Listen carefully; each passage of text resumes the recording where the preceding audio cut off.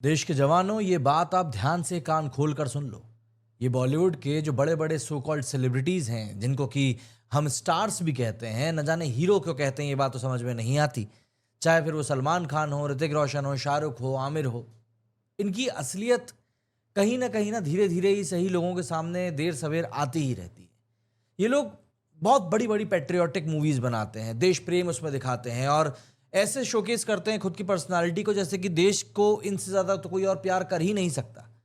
और इनका जो ये ड्रामा होता है, उस ड्रामे में ये इतना ज़्यादा कन्विंसिंग अपनी अदाकारी को दिखाते हैं कि आपको खुद भी लगने लगता है कि नहीं यार, ये तो वाकई में देश के लिए मतलब कुछ भी कर गुजरेंगे। पर जब असलियत में देश के जवान अपनी जान दांव पे लगाकर हम लोगों की रक्षा कर रहे होते हैं, तब ये चमचमाती दुनिया के जो सो कॉल्ड हीरोज हैं ना, ये कहीं ना कहीं अपने बिलों में घुस जाते हैं, मुंह बंद कर लेते हैं और डर के मारे चुप्पी साध कर बैठ जाते हैं। आज हम इनकी हिपोक्रेसी के बारे में बात करेंगे और आपको बताएंगे कि कैसे ये लोग सिर्फ और सिर्फ अपने फायदे के लिए काम करते हैं और इनको इस बात से कहीं ना कहीं कोई मतलब नहीं होता है कि पब्लिक सेंटिमेंट्स आखिर उनसे क्या चाहते हैं।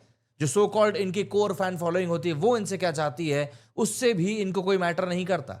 इनके लिए सिर्फ एक ही फंडा है, बाप बड़ा ना भैया, सबसे बड़ा रुपया। तो चलिए इसी नोट के साथ में शुरू करते हैं।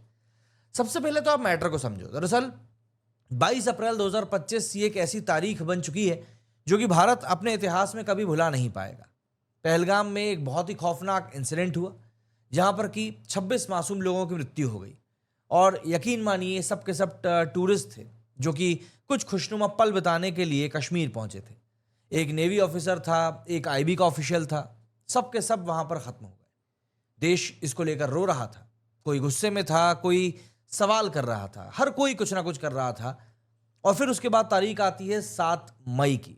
इंडियन आर्मी ने ऑपरेशन सिंदूर को लॉन्च किया, पाकिस्तान और पीओके के टेरर कैंप्स को तबाह किया और एकदम से मतलब सर्जिकल स्ट्राइक, देश के जवानों ने दुश्मनों को मुंह तोड़ जवाब दिया।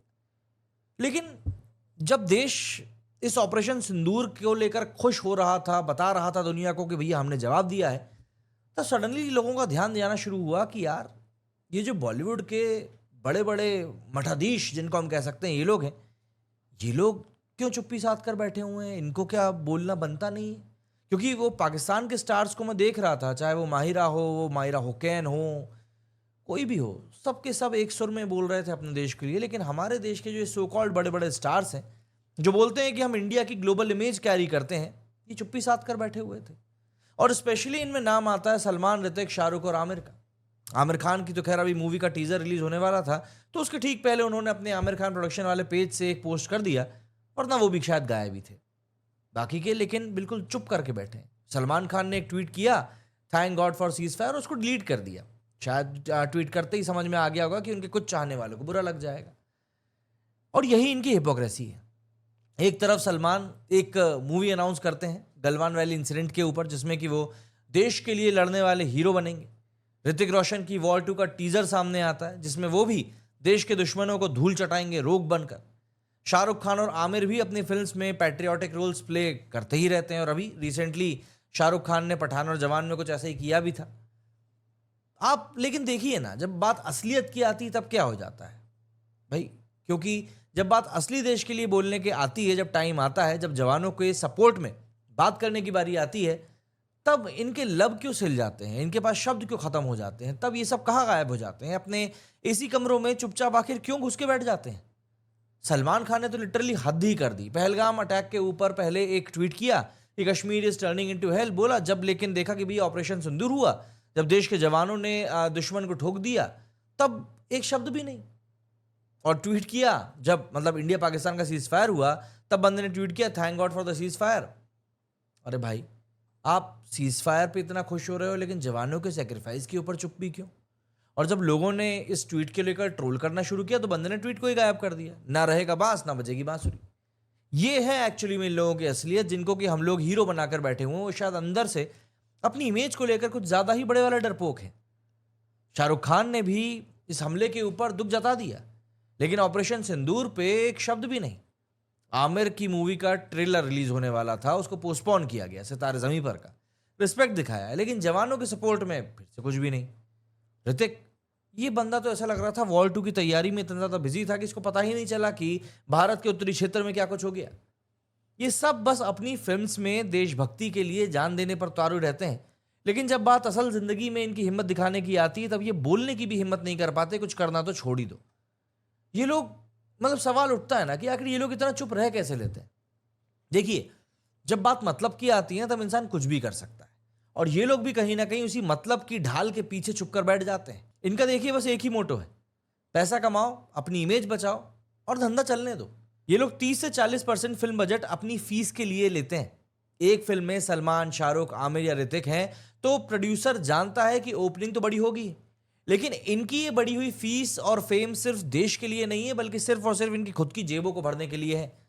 सोशल मीडिया पर लोग बोले कि ये एक्टर्स चुप हैं क्योंकि इनका पाकिस्तानी फैन बेस है, मिडिल ईस्ट में इनको बिजनेस करना है। पाकिस्तान की फिल्म इंडस्ट्री छोटी जरूर है, करीब 150 मिलियन यूएस डॉलर की, जबकि इंडिया का 1.5 बिलियन यूएस डॉलर का बिजनेस है।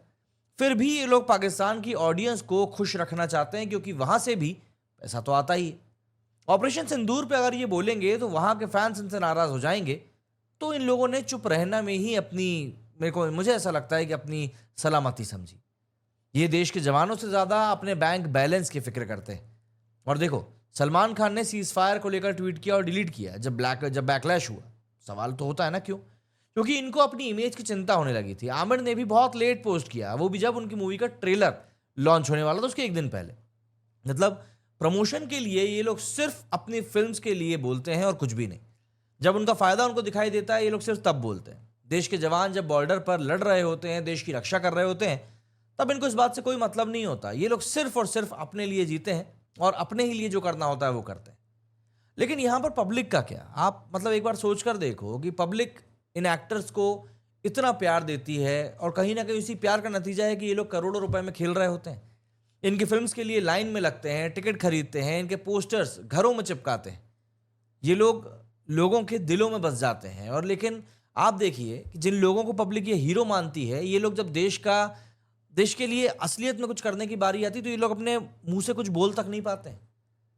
भाई, हमारे जवान हमारे देश के असली हीरो हैं।